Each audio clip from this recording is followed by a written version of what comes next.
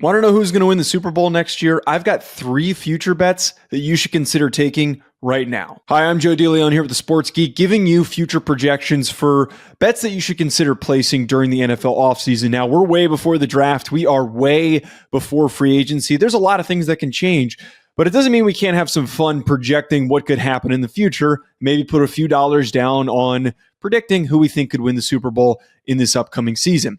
The first bet that I really like is plus 600 for the Kansas City Chiefs to get back and to get their redemption to win the Super Bowl.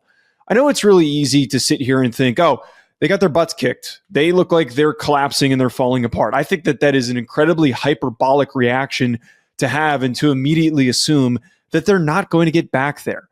Was the performance underwhelming? Was it disappointing? Yes, it absolutely was. But does this team still have an elite quarterback, one of the best in the history of the sport? Yes, Patrick Mahomes is unbelievable. Andy Reid is an amazing coach, and he has not shown any signs of retiring in the near future.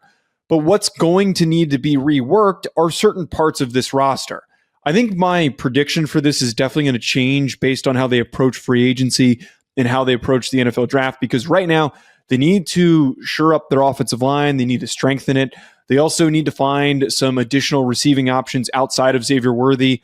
DeAndre Hopkins was fine for when they brought him in, and Juju Smith-Schuster is a decent, reliable guy that they can turn to, but they need a true secondary option. On top of this, they need to add a better running back as well. I know I'm listing a lot of things that need to change, but what's important to discuss is that they're able to very quickly identify those weaknesses. This front office has done an amazing job of, when they fall short, of figuring out what went wrong and then flipping it in the offseason.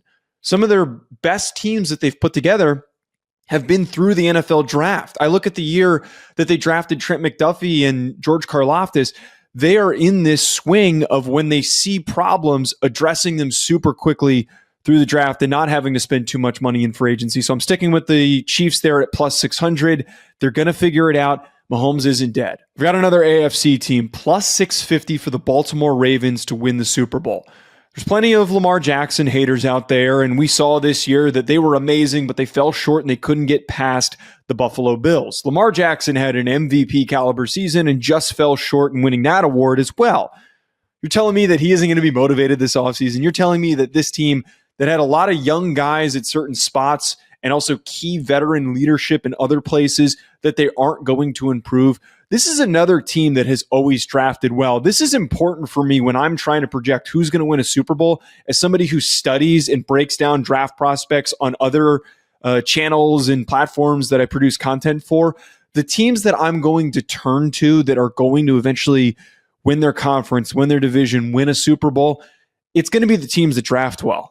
The team that's had the most success over the last 20 years in winning Super Bowls was the New England Patriots. And up until the very end, they were an elite team at drafting and identifying what were those small little holes.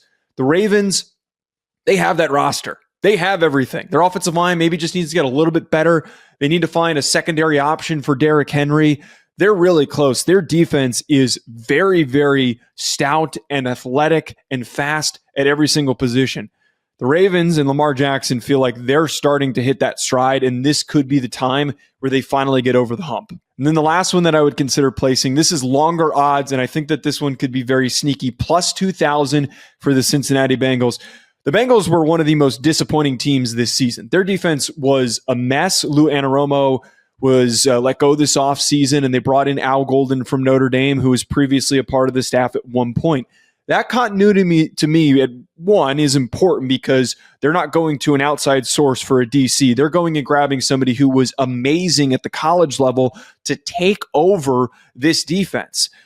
But we saw, and I think that what was the biggest thing that held them back was their defense. We still saw that Joe Burrow was good enough to lead this team to ridiculous heights on offense. He played at an MVP level, so much so that missing the playoffs, he was one of the finalists for the award.